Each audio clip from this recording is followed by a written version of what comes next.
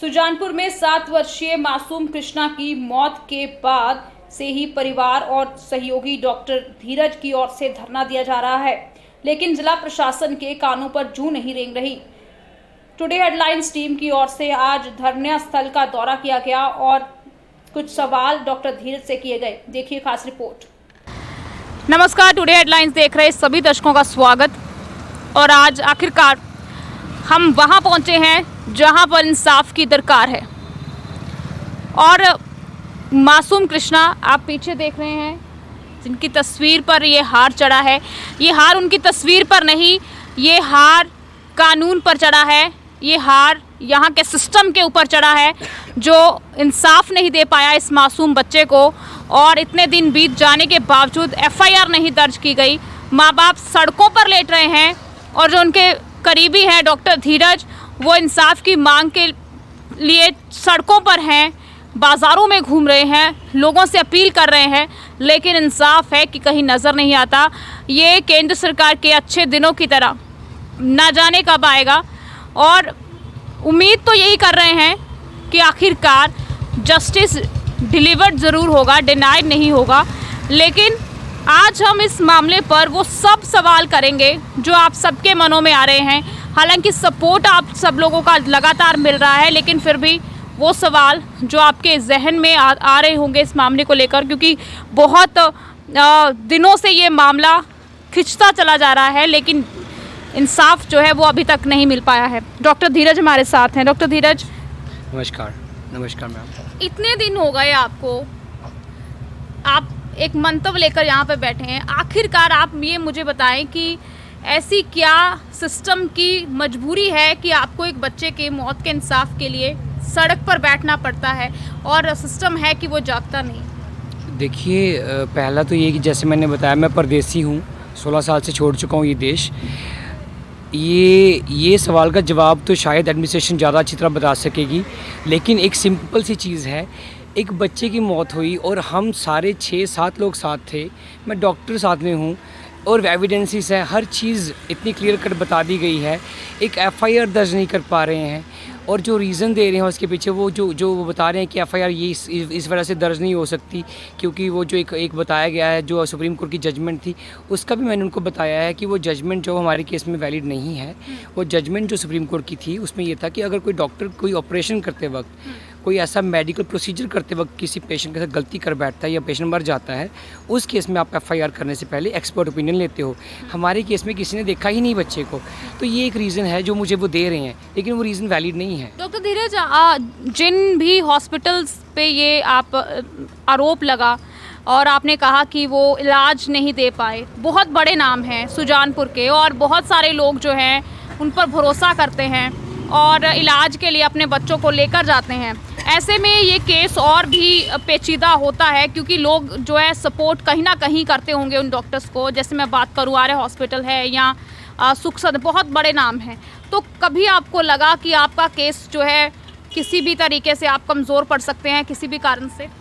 देखिए, सबसे बड़ी बात यह है क्योंकि मैं खुद डॉक्टर हूँ और जहाँ मैं जॉब करता हूँ लंदन में, हमें बहुत अच्छी ट्रेनिंग दी जाती है, तो मुझे पता है अच्छी तरह से कि जो उस दिन हुआ उसमें एक क्लियर कट एक लापरवाही थी इनके सिस्टम की।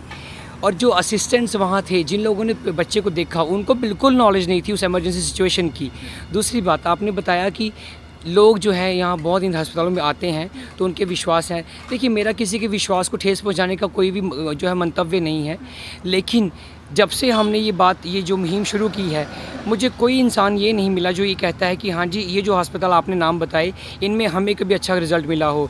अभी पिछले 2 हफ्ते में आपको पता लग रहा है कितने वीडियोज़ आ गए हैं। तो मुझे कोई ऐसा, देखिए मैं अगेन कहता हूँ, डॉक्टर सारे बुरे नहीं हैं, अच्छे भी होंगे। और वो डॉक्टर्स जो ये 6 अस्पतालों के हैं, उनसे हमारा पर्सनल कोई ग्रज नहीं है, पर्सनल दुश्मनी नहीं है। लेकिन ये जो केस हुआ, इसके बाद जो लोग मिलते हैं, कितने लोग आके मिलते हैं, वो ये बताते हैं कि हमें, मतलब पूरे इलाके में एक तरह से ये मेजॉरिटी पीपल ये कहते हैं कि हमें अच्छा इलाज नहीं मिलता इन हॉस्पिटलों में, पर्टिकुलरली पठानकोट सिविल हॉस्पिटल या सुजानपुर सिविल हॉस्पिटल। तो देखिए, मैं एक अकेला इंसान अगर थोड़ा सा झूठ बोल भी दूँ, लेकिन पूरा शहर थोड़ी झूठ बोलेगा। पूरा जो ये पूरा डिस्ट्रिक्ट, पूरा इलाका, पूरा गांव जो है, तो आप किसी से पूछ के देख लें, वो यही बोलते हैं कि नहीं हमें अच्छा इलाज नहीं मिलता। एक चीज़ जो हम जानना चाहते हैं, आपने डिटेल में बताया कि आखिर उस दिन हुआ क्या, लेकिन एक लेमैन के शब्दों में बताएं कि आखिर उस दिन ऐसी क्या परिस्थितियां बनी कि उस बच्चे को जान से हाथ धोना पड़ा। देखिए आपने बड़ा अच्छा किया ये सवाल, लेमन वाला। ये जो सांस की नली होती है यहाँ पे, जहाँ से सांस अंदर जाता है, वो एक ऐसे, जैसे ये मान लीजिए ये पाइप है, तो वो पाइप होती है जैसे, है ना, गोल सी।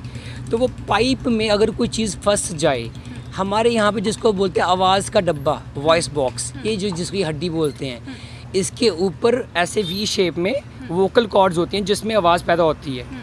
तो उसके नीचे कुछ चीज़ अगर फंस जाए तो वो दिखती नहीं है आँखों से। जो बच्चा, जब ये 4 बजे का सुबह का इंसिडेंट है, तो क्या लगता है आपको क्या हो सकता है? ऐसा क्या फंस गया उसके गले में, किन हालातों में वो इस इतनी बुरी कंडीशन में पहुंच गया कि जान से हाथ धोना पड़ा? देखिए मेडिकल साइंस में कुछ फिनोमिनाज होते हैं जो हम पढ़ते हैं, लेकिन इसका जो एग्जैक्ट आंसर तब मैं दे पाता अगर उसका पोस्टमार्टम करवाया जाता। लेकिन हम बोलते हैं, जिसको बोलते हैं प्रीलिमिनरी डायग्नोसिस, आपकी ऑब्जर्वेशन के हिसाब से आप क्या डायग्नोज करते हैं।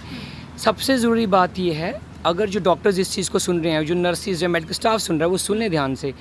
वो बच्चा हेल्दी था, उसने शाम को सोने से पहले लगभग 50 मिनट अपने दादी से, बुआ से व्हाट्सएप पे वीडियो कॉल किया है। ये बड़ा ज़रूरी है बताना।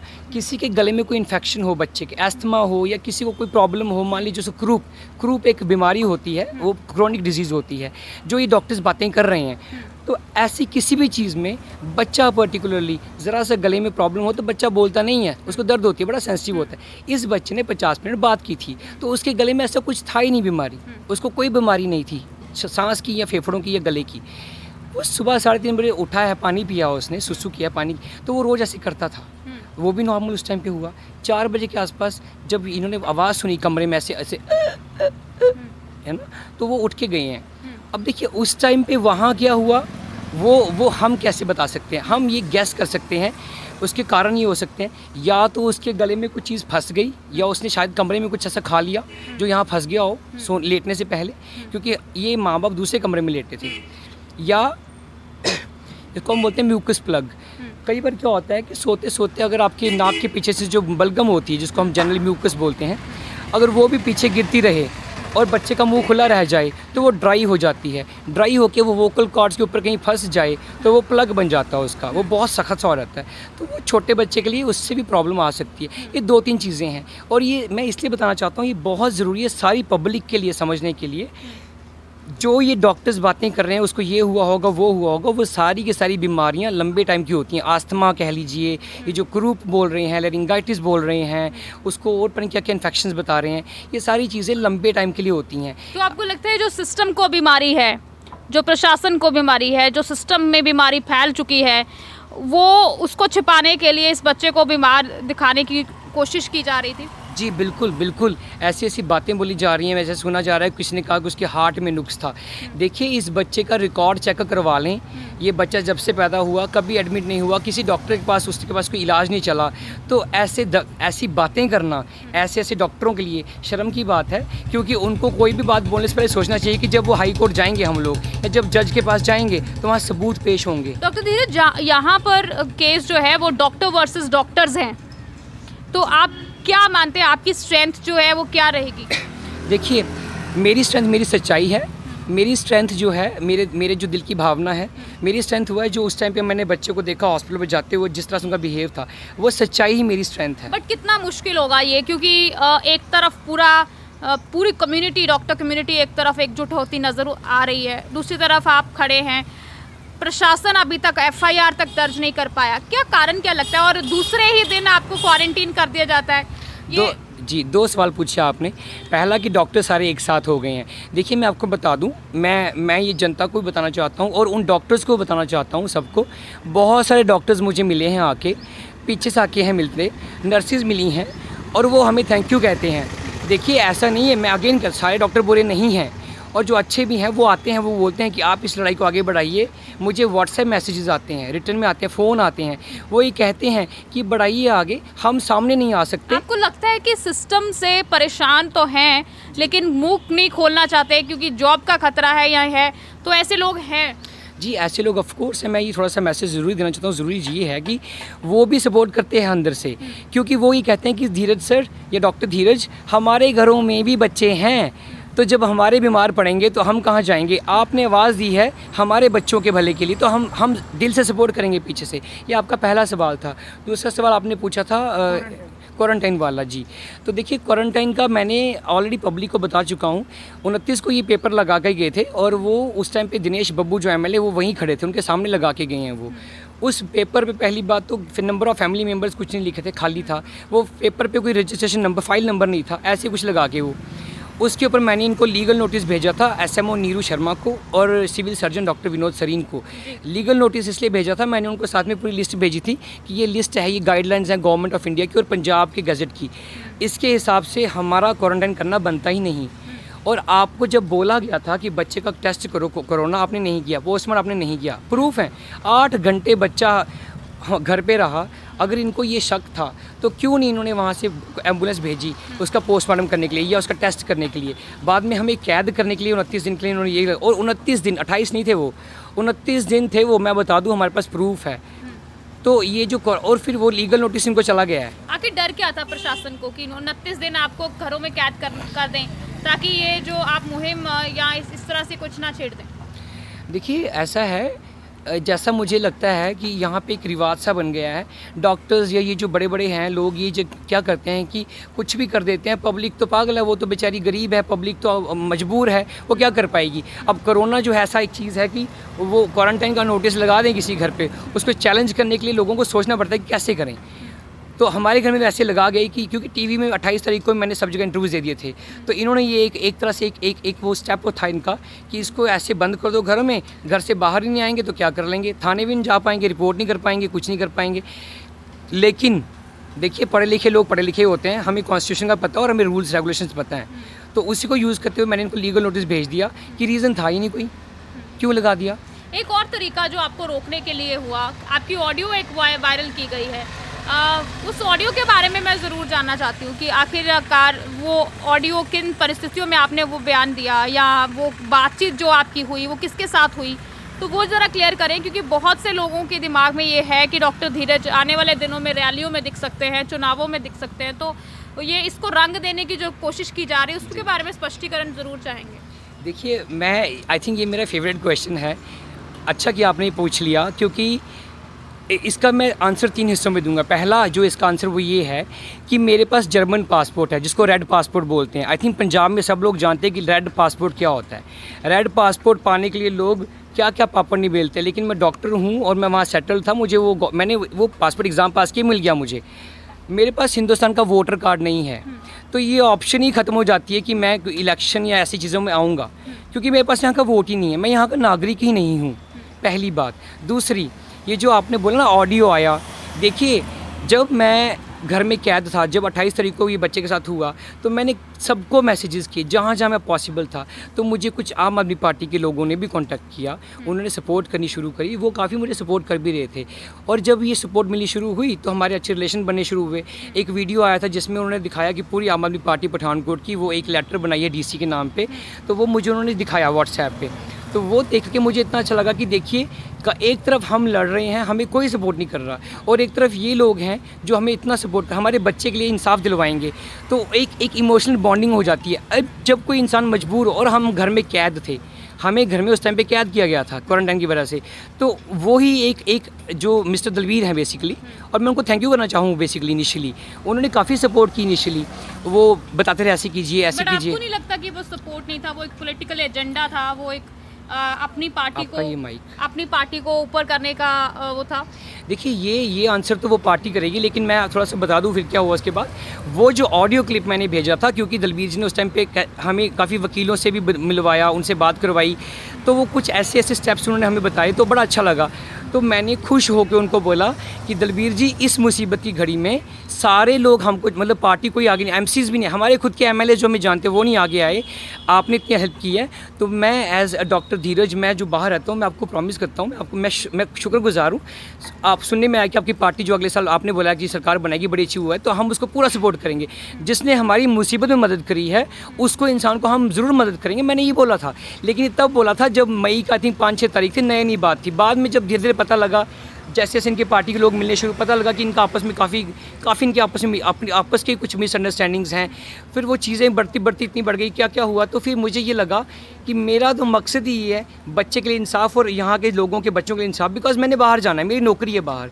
तो फिर मैं, मकसद तो क्लियर है, लेकिन शर्म आनी चाहिए उन पॉलिटिकल पार्टीज़ को जो एक बच्चे की जान पर राजनीति कर रही हैं और उनको कोई मतलब नहीं है इस चीज़ से कि बच्चे को इंसाफ दिलाया जाए। जस्ट अपनी राजनीतिक रोटियां सेकने का जो काम पार्टी का जो कर रही हैं, बेहद क्या कहें, दुख कहें या गुस्सा कहें, आक्रोश कहें, समझ नहीं आता कि ये जो फीलिंग है ये किस तरह की है। लेकिन अगली रणनीति आपकी जानना चाहेंगे, क्योंकि कल जिस तरह से आपने प्रदर्शन किया, हाईवे पर तक आप गए हैं, तब भी प्रशासन के कान पे जूं नहीं रेंगती है।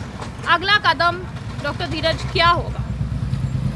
देखिए, ऐसा होता है, समझदार इंसान जो होता है अपने सारे पत्ते नहीं खोलता। तो ऑफ कोर्स आपने क्वेश्चन पूछा, मैं रिस्पेक्ट करता हूँ आपकी क्वेश्चन की। तो पहला तो हमने, जैसे पब्लिक ने कल जो भी हुआ था, वो पब्लिक का एक मास प्रोटेस्ट था, वो सिर्फ मेरा डिसीजन नहीं था। और पब्लिक ने, हम सब ने मिलकर ये बोला है कि हम लोग जो है संडे को, जो आने वाला संडे है, उस दिन हम लोग फिर एक मास प्रोटेस्ट करेंगे। कुछ बोला जा रहा है कि रोड ब्लॉक करेंगे, ये कर। देखिए, मैं कोई भी डिसीजन ऐसा नहीं लूँगा जिसमें हमें कानून तोड़ना पड़े। हमें कानून को नहीं तोड़ना, कानून की रिस्पेक्ट करते हैं।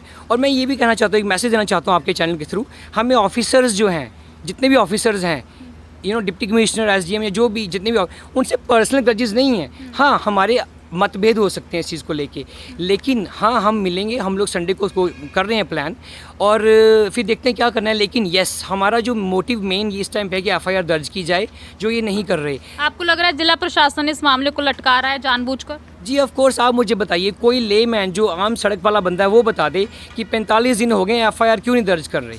एक बच्चे की मौत हुई है, तो फिर एफआईआर दर्ज क्यों नहीं कर रहे? उसमें क्या, एफआईआर सिर्फ एक रिपोर्ट होती है, फर्स्ट इन्फॉर्मेशन रिपोर्ट, वो कोई कार्रवाई नहीं होती, वो कोई केस नहीं होता। अगर ये वो नहीं कर पा रहे हैं, तो आप बताइए हम क्या उम्मीद लगाएंगे इनसे? और इस एक लेमैन के शब्दों में अगर हम समझें, तो कुछ बहुत बड़े नाम जो इस मामले में सम्मिलित हैं, इस वजह से शायद प्रशासन की कलम जो है वो टूट गई है और वो उस कहीं इस मामले पर कुछ लिखना नहीं चाहते, कार्रवाई नहीं करना चाहते, और इच्छा शक्ति की कमी यहाँ पर साफ तौर पर देखी जा सकती है। पेरेंट्स हैं, माता पिता यहाँ पर हैं, उनसे जानेंगे। हालांकि मैं समझती हूँ कि इतना सामर्थ्य मेरे अंदर नहीं है कि इनके जो फीलिंग्स हैं उस पर मैं बात कर सकूँ, लेकिन फिर भी कोशिश ज़रूर करेंगे। लैक ऑफ इमोशंस है इस वक्त, शब्द नहीं मैं खोज पा रही हूँ। एक माँ होने के नाते समझ सकती हूँ कि आप किस दौर से गुजर रही होंगी इस वक्त। क्या कहना चाहेंगी, प्रशासन क्यों नहीं आखिरकार कार्रवाई कर रहा? पहले तो मेरे बच्चे चले गए लापरवाह, डॉक्टर की लापरवाही से इलाज नहीं मिला, इसलिए मेरे बच्चे चले गए। नहीं तो मेरे बच्चे ठीक रहते, बिना देखे बोलते बच्चे मरे थे। मेरे बच्चे के ना ऐसा मजाक बना के रख दिया। सबके घर में बच्चे हैं, सबके घर में बच्चे हैं। मैं भी एक माँ के अंदर से जो बददुआ निकलते वो पर लगते हैं। तो मैं गरीब हूँ, इसलिए प्रशासन नहीं सुन रहे हैं। यही जो अमीर के बच्चे होते तो 24 घंटा में काम हो जाते, लेकिन मेरे इतने दिन हो गए कोई कार्रवाई नहीं हो रही है। अब तो मेरे ये भी हो रहे, पता नहीं सब पैसे खाए, सब पैसे वाला है, पर पैसे पर बिकते हैं सब, इसलिए नहीं हो रहे, नहीं कोई सुन रहे मेरे। एक माँ के दर्द कोई नहीं देख रहे हैं, सब पैसे देख रहे हैं। एक माँ का दर्द कोई नहीं देख रहा, ये साफ तौर पर इनका कहना है। और प्रशासन से हम अपील करते हैं टुडे हेडलाइंस की तरफ से, अगर दिल नहीं है आपके अंदर तो फिर तो आपको ये चीज़ें समझ नहीं आ रही होंगी, लेकिन हर घर में बच्चे हैं और जिस दौर से ये गुजर रहे हैं, और ये जो स्टेटमेंट है ना कि मेरे बच्चे का मजाक बनाकर रख दिया, ये अगर ये सुनने के बाद भी आपकी इंसानियत, आपका ज़मीर नहीं जागता है तो आप मर चुके हैं। तो प्रशासन मर चुका है और उसके साथ ही न्याय देने की आपकी सामर्थ्य है वो भी मर चुकी है। तो जागिए, जितना जल्दी हो सके जागिए। बहुत आसान है इस माइक पर बोलना, लेकिन इससे गुजरना, और हम गुजर रहे हैं, और आने वाले पता नहीं अगर ये न्याय इंसाफ इन लोगों को नहीं मिल पाया तो कितने लोग इस त्रासदी से गुजरेंगे। टुडे हेडलाइंस की तरफ से यही अपील, प्रशासन जल्दी जागिए और इस मामले में इंसाफ कीजिए। मेरे सहयोगी लकी सरोज के साथ दिशा प्रभा, टुडे हेडलाइंस के लिए। The child deserves. We have well-equipped labs for science and computer. Also, well-equipped library for cultivating reading habit among the learners. Affordable fee structure and scholarships. Conveyance also available. Auckland Public School, Trehti, Shapurkandi, Jugyal, Pathankot. Feel free to call us on 70875 36789, 70875 46789. वो है हमारे cable heroes. Corona से fight करने के लिए आप सब अपने घरों में हैं और आपका और आपके परिवार का मनोरंजन कर रहा है टीवी, इंटरनेट। क्या आप जानते हैं कि आपके घर में टीवी बराबर चलता रहे, आपका पसंदीदा चैनल आप तक लगातार पहुंचता रहे और इंटरनेट में कोई रुकावट ना आए? उसके लिए हजारों केबल ऑपरेटर्स और केबल वर्कर्स 24/7 आपके मनोरंजन के लिए काम कर रहे हैं। सभी केबल कर्मचारियों को सलाम।